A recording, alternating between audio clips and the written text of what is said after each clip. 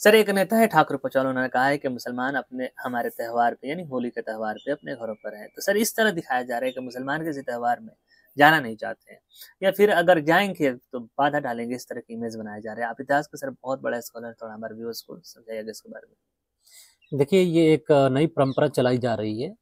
एक तरफ दिखाया जा रहा है कि मुसलमान लोग हमारी त्योहारों के बाधा यानी रोक डालते हैं। Right sir. दूसरा तरफ उन्हें दिखाया जा रहा है कि आपकी औकात कुछ नहीं है, हमारी त्योहार से दूर ही रहो। राइट।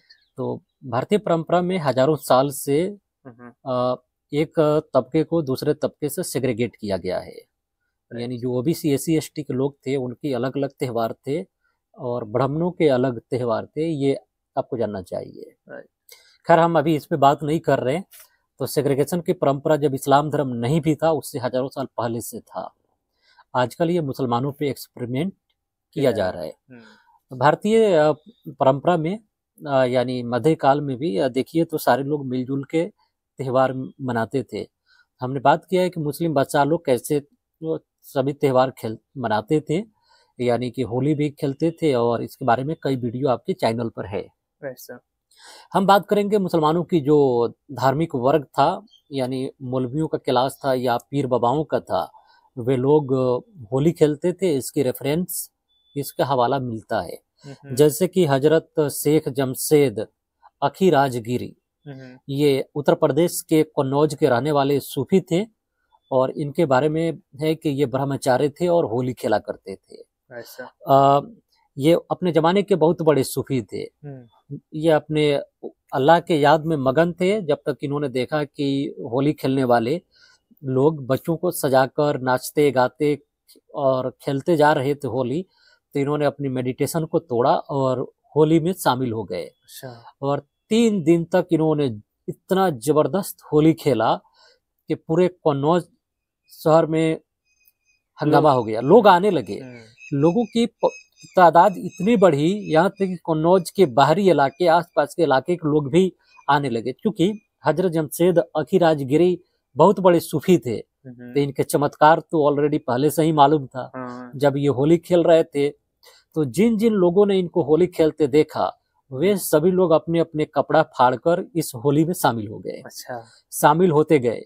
तो वहाँ का जो इलाके का जो जज था वो काफी परेशान हुआ और कहा कि हमारी औकात तो नहीं है कि इतने बड़े धार्मिक गुरु से बोल सकें। तो एक बहुत बड़े स्पिरिचुअल और इस्लाम के जानकार, जो उस इलाके के सबसे बड़े जानकार थे, मीर सैयद अहमद मंजली, उनके पास गए। शिकायत लगे हाँ कि ये होली खेल रहे हैं और पूरी कन्नौज के आसपास के इलाके के लोग आ रहे हैं, तो आप इस पे कुछ राय दीजिए।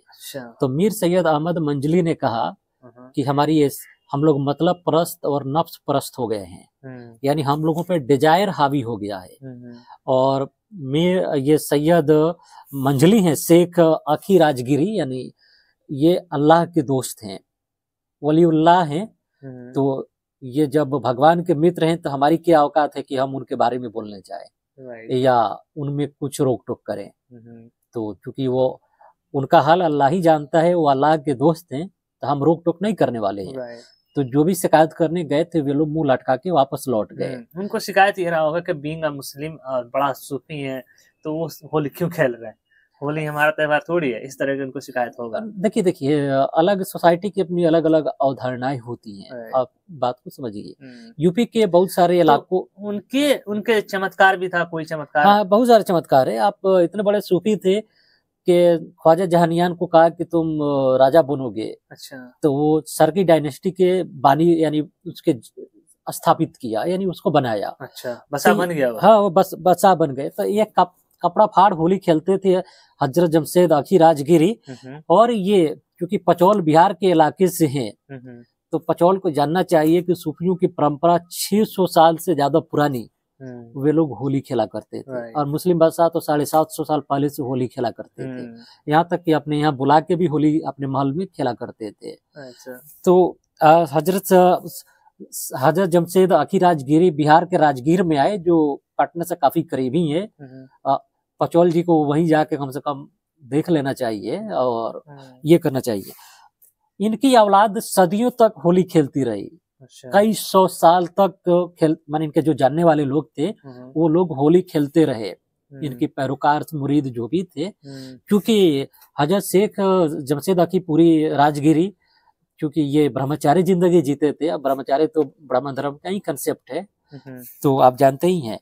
मुगल पीरियड का एक राइटर लिखता है इसी होली के परंपरा से रिलेटेड, बड़ा अच्छा वो शेर लिखता है, फारसी में है लेकिन हम इसको हिंदी में आपको बताते हैं। जो चिराग हक ताला का है, यानी जो चिराग अल्लाह का है, जो चिराग अल्लाह ताला रोशन करता है उस पर फूंक मारने वाला अपना मुंह जला लेता है।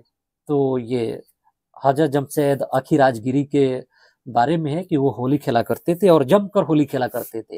ये इतने बड़े शेख थे, इतने बड़े धार्मिक गुरु, सॉरी आध्यात्मिक गुरु थे स्पिरिचुअल, कि मंगल के दिन मरे तो एक औरत कहने लगी कि ये मंगल के दिन मर गए।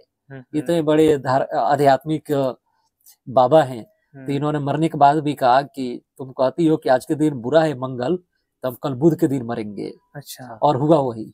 हाँ। तो अलग अलग बातें हैं। अच्छा, इनके बारे में अलग अलग चीजें।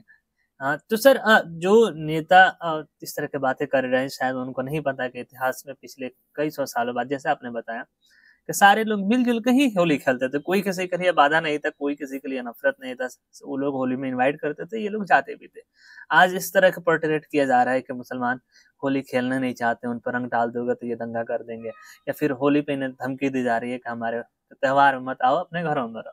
तो इस तरह की चीजें इस वीडियो से एक्सपोज जरूर हो जाता है कि मुसलमान इस तरह का रवैया नहीं रखते थे पहले भी, शायद आज भी नहीं रखते हैं।